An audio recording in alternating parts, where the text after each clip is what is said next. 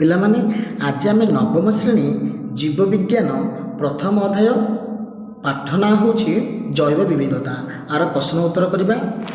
1 number ପ୍ରଶ୍ନ ହେଇଛି ଜୀବମାନଙ୍କୁ ଶ୍ରେଣୀ ବିଭକ୍ତ କରିବା ଦ୍ୱାରା କ'ଣ ଉପକାର ମିଳେ? ଜୀବମାନଙ୍କୁ ଯଦି ଆମେ ଶ୍ରେଣୀ ବିଭକ୍ତ କରିବା ତାହେଲେ କ'ଣ ଉପକାର ମିଳୁଛି? ଦେଖ ଆକୁ ଆମେ 5ଟା ପଏଣ୍ଟ ଦେଇକି ଲେଖିଦେବା। ଶ୍ରେଣୀ ବିଭାଗ ଦ୍ୱାରା ବିଭିନ୍ନ ଜୀବକୁ ଚିହ୍ନିବା ସହଜ ହୋଇଥାଏ। ଯଦି ଆମେ ଶ୍ରେଣୀ ବିଭାଗ କରିଦେବା ତାହେଲେ ବିଭିନ୍ନ ଜୀବକୁ ଚିହ୍ନିବା ସହଜ ହୋଇଯିବ। 2 ପଏଣ୍ଟ ହେଲା ଜୈବ ବିବିଧତା ସମ୍ବନ୍ଧରେ ଅଧିକ ତଥ୍ୟ ମିଳିଥାଏ। ଜୈବ ବିବିଧତା ବିଷୟରେ ତୁମେ ସବୁ ଅଧିକ ଜାଣିପାରିବ। ଆଉ ଜୀବମାନଙ୍କ ମଧ୍ୟରେ ଥିବା ପାରସ୍ପରିକ ସମ୍ବନ୍ଧ ସମ୍ପର୍କରେ ଜାଣିହୁଏ। 3 ପଏଣ୍ଟ ସରିଲା। 4 ପଏଣ୍ଟ ହେଲା ବିଭିନ୍ନ ଭୌଗୋଳିକ ଅଞ୍ଚଳରେ ଜୀବମାନଙ୍କର ବିସ୍ତାର ବିଷୟରେ ଜ୍ଞାନ ବଢ଼େ। ବିଭିନ୍ନ ପ୍ରକାର ଭୌଗୋଳିକ ଅବସ୍ଥାରେ ଆମେ ଜୀବମାନଙ୍କର ବିସ୍ତାର ବିଷୟରେ ଆମର ଜ୍ଞାନଟା ବଢ଼ିପାରିବ ଯଦି ଆମେ ତାକୁ ଶ୍ରେଣୀ ବିଭାଗ କରିପାରୁଛନ୍ତି। ତାହେଲେ 5 ପଏଣ୍ଟ ହେଲା ଦେଖ ପରିବେଶ ବିଜ୍ଞାନ, କୃଷି ବିଜ୍ଞାନ, ଜନସ୍ୱାସ୍ଥ୍ୟ ସମ୍ବନ୍ଧୀୟ ଅଧ୍ୟୟନ, ଗବେଷଣା, ପରିଚାଳନା, ପ୍ରୟୋଗ ଆଦି ସମ୍ଭବ ହୋଇଥାଏ। ଏସବୁ ଗୁଡ଼ାକ ମଧ୍ୟ ସମ୍ଭବ ହୋଇପାରୁଛି ଆମେ ଜୀବମାନଙ୍କୁ ଶ୍ରେଣୀଭୁକ୍ତ କରିବା ଦ୍ୱାରା। ଓକେ, ଚलो 2 ନମ୍ବର ପ୍ରଶ୍ନ ହେଲା ଏକ ଶ୍ରେଣୀ ବିଭାଗରେ କିପରି 2ଟି ସ୍ତରର ଚିହ୍ନଟ କରିବା ପାଇଁ ଲକ୍ଷଣ ବାଛିବା ଲେଖ। ଏକ ଶ୍ରେଣୀ ବିଭାଗରେ କିପରି 2ଟି ସ୍ତରର ଚିହ୍ନଟ କରିବା ପାଇଁ ଲକ୍ଷଣ ବାଛିପାରିବା ଲେଖ। ଦେଖ ଉତ୍ତର ହେଲା ଜୀବଜଗତର ଶ୍ରେଣୀ ବିଭାଗ ବେଳେ ଗୋଟିଏ ସ୍ତର ପ୍ରାଣୀ ବା ଉଦ୍ଭିଦ ତା ତଳସ୍ତରର ପ୍ରାଣୀ ବା ଉଦ୍ଭିଦ ଲକ୍ଷଣ ଗୁଡ଼ିକ ଦ୍ୱାରା ପ୍ରଭାବିତ ହେବା ସଙ୍ଗେ ସଙ୍ଗେ ଅନେକ ସମାନତା ବଜାୟ ରଖିଥାଏ। ଆର 2 ପଏଣ୍ଟ ହେଲା ଏହି ଧାରାରେ ଆମେ ଲକ୍ଷଣର ସ୍ତର ଓ ପରସ୍ପର ସମ୍ବନ୍ଧିତ ଲକ୍ଷଣ ଗୁଡ଼ିକୁ ବିଚାରକୁ ନେଇ ଜୀବମାନଙ୍କର ଶ୍ରେଣୀ ବିଭାଗ କରିପାରିବା। ଆର 3 ପଏଣ୍ଟ 4 ପଏଣ୍ଟ ଅଛି ଦେଖ। ଆର 3 ପଏଣ୍ଟ ହେଲା 2 ନମ୍ବରର ସୁନ୍ୟଷ୍ଟିୟ କୋଷରେ କୋଷ ଅଙ୍ଗିକା ଓ ନ୍ୟଷ୍ଟି ଥାଏ ଯାହାଦ୍ୱାରା ବହୁକୋଷୀ ଜୀବମାନଙ୍କର ବିଭିନ୍ନ କୋଷୀୟ ପ୍ରକ୍ରିୟା ଭିନ୍ନ ଭିନ୍ନ ଭାବରେ ସୁଚାରୁ ରୂପରେ କାର୍ଯ୍ୟ କରିପାରିବେ। 4 ପଏଣ୍ଟ ହେଲା ପାର୍କ ନିନେଷ୍ଟିୟ କୋଷରେ ଏକ ସଂଗଠିତ ନ୍ୟଷ୍ଟି ନଥାଏ ଏବଂ ସେହି କୋଷର ବିଭିନ୍ନ ପ୍ରକ୍ରିୟା ଗୁଡ଼ିକ ସୁନ୍ୟଷ୍ଟି କୋଷରେ ଅଲଗା ଭାବରେ କାର୍ଯ୍ୟ କରିଥାଏ। 5 ପଏଣ୍ଟ ହେଲା ଏହି ନ୍ୟଷ୍ଟି ବିଶିଷ୍ଟ କୋଷ ପରିବର୍ତ୍ତିତ ସମୟରେ ବହୁ କୋଷରେ ବିଭକ୍ତ ହୋଇ ବିଶେଷ କାର୍ଯ୍ୟ କରିପାରନ୍ତି।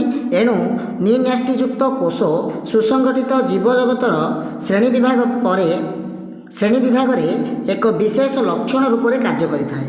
ଓକେ, ଏବେ ଚାଲ 3 ନମ୍ବର ପ୍ରଶ୍ନ ହେଲା ଦେଖ ପିଲାମାନେ 3 ନମ୍ବର ପ୍ରଶ୍ନ ପଞ୍ଚଜଗତର ଶ୍ରେଣୀ ବିଭାଗ ଜୀବମାନଙ୍କୁ କିପରି ଗୋଷ୍ଠୀଭୁକ୍ତ କରାଯାଏ ତାହାର ଧାରା ବର୍ଣ୍ଣନା କର। କ'ଣ କହିଛି ନା ପଞ୍ଚଜଗତ ଶ୍ରେଣୀ ବିଭାଗର ଜୀବମାନଙ୍କୁ କିପରି ଗୋଷ୍ଠୀଭୁକ୍ତ କରାଯାଏ ତାହାର ଧାରା ବର୍ଣ୍ଣନା କର। ଦେଖ ଏ ପଏଣ୍ଟ ଦେଇଛି ମୋନେରା। ମୋନେରା କ'ଣ ନା ଏମାନଙ୍କର ନ୍ୟଷ୍ଟି ବା କୋଷ ଅଙ୍ଗିକା ନଥାଏ। ଏମାନଙ୍କର ନ୍ୟଷ୍ଟି ବା କୋଷ ଅଙ୍ଗିକା ନଥାଉଛି। 2 ପଏଣ୍ଟ ହେଲା ଏମାନେ ସମସ୍ତେ ଏକକୋଷୀ ପ୍ରୋକାରିଓଟ୍। 3 ପଏଣ୍ଟ ହେଲା ଏମାନଙ୍କ ମଧ୍ୟରୁ କେତେକଙ୍କଠାରେ କୋଷବୃତ୍ତି ରହିଥାଏ।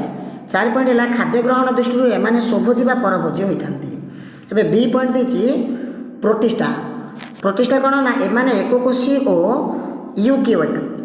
2 ପଏଣ୍ଟ ହେଲା ଏମାନଙ୍କର ନ୍ୟଷ୍ଟି କୋଷ ଅଙ୍ଗିକା ସହ ସିଲିଆ, ଫ୍ଲାଜେଲା ବା କୂଟପାଦ ଥାଏ। 3 ପଏଣ୍ଟ ହେଲା ଖାଦ୍ୟ ଗ୍ରହଣ ଦୃଷ୍ଟିରୁ ଏମାନେ ସ୍ୱଭୋଜୀ ବା ପରଭୋଜୀ ଅଟନ୍ତି।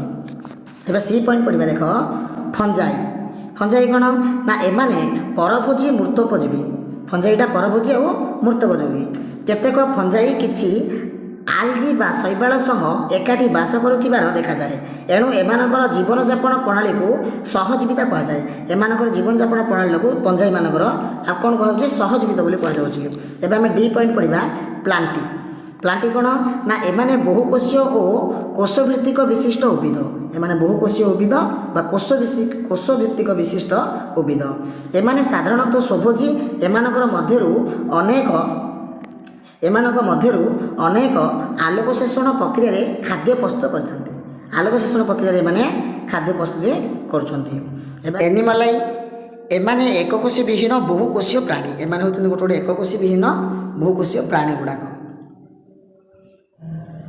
ଏବେ ଆମେ ପଢ଼ିବା 4 ନମ୍ବର ପ୍ଲାଣ୍ଟିର ମୁଖ୍ୟ ବିଭାଗ ଗୁଡ଼ିକ କ'ଣ। ପ୍ଲାଣ୍ଟିର ମୁଖ୍ୟ ବିଭାଗ କ'ଣ ନା ପ୍ଲାଣ୍ଟିର ମୁଖ୍ୟ ବିଭାଗ ଗୁଡ଼ିକ ହେଲା ଥାଲୋଫାଇଟା, ବାୟୋଫାଇଟା, ଟେରିଓଫାଇଟା, ନଗ୍ନବୀଜି ଓ ଆବୃତବୀଜି। ଏଗୁଡ଼ାକ ହେଉଛି ପ୍ଲାଣ୍ଟିର ମୁଖ୍ୟ ବିଭାଗ ଗୁଡ଼ିକ। ଏବେ ଆମେ ପଢ଼ିବା ଥାଲୋଫାଇଟା। ଥାଲୋଫାଇଟା କ'ଣ ଏମାନଙ୍କର ଗଠନ ସରଳ। ଏମାନଙ୍କର ଶରୀର ଗଣ୍ଠି, ଚେର ଓ ପତ୍ର ଆଦିରେ ବିଭକ୍ତ ନ ହୋଇ ବିଭକ୍ତ ଥାଲ୍ସ ଆକାରରେ ରହିଥାଏ। 2 ପଏଣ୍ଟ ହେଲା ଏମାନେ ଏକକୋଷୀ ବା ବହୁକୋଷୀ ବିଶିଷ୍ଟ। ଏମାନଙ୍କର ସମ୍ବାହୀ ଟିସୁ ନଥାଏ, ଏମାନଙ୍କର ସମ୍ବାହୀ ଟିସୁଟା ରହୁନି। ବୟୋଫାଇଟା କ'ଣ? ଏମାନଙ୍କର ଶରୀର ଚେପ୍ଟା ଓ ଏଥିରେ କାଣ୍ଡ, ମୂଳ, ପତ୍ର ଆଦି ବାରି ହୁଏ ନାହିଁ। ତୁମେ କିଛି ବାରି ପାରିବନି, ଜାଣିପାରିବନି।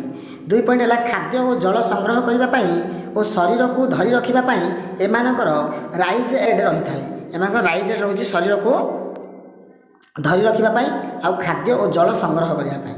ଓକେ, ଯେଉଁଟାକି ଅଛି ଏବେ ଦେଖ ଟେରିଡୋଫାଇଟା କ'ଣ? ଏମାନଙ୍କର କାଣ୍ଡ ଛୋଟ, ମାତ୍ର ମୂଳ ଓ ପତ୍ର ନଥାଏ। 2 ପଏଣ୍ଟ ହେଲା ଏମାନଙ୍କର ସମ୍ବାହୀ ଟିସୁ ଥାଏ। 3 ପଏଣ୍ଟ ହେଲା ପତ୍ରର ପଛପଟରେ ବିନ୍ଦୁ ଭଳି ସ୍ପୋରାଞ୍ଜିଆରେ ସ୍ପୋର ତିଆରି ହୁଏ।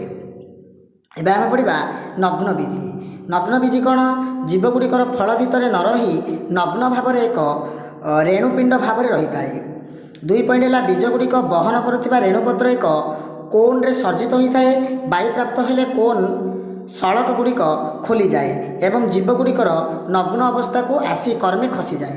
ନଗ୍ନ ଅବସ୍ଥାକୁ ଆସିକି ସେଟା କର୍ମେ ଖସି ଯାଉଛି। ତାପରେ ପଢ଼ିବା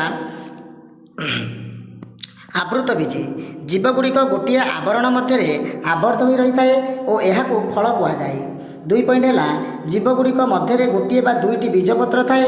ଗୋଟିଏ ବୀଜପତ୍ର ଥିଲେ ତାକୁ ଏକ ବୀଜି ପତ୍ରୀ ଓ 2 ବୀଜପତ୍ର ଥିଲେ ତାକୁ 2 ବୀଜି ଉଦ୍ଭିଦ କୁହାଯାଏ। ଓକେ।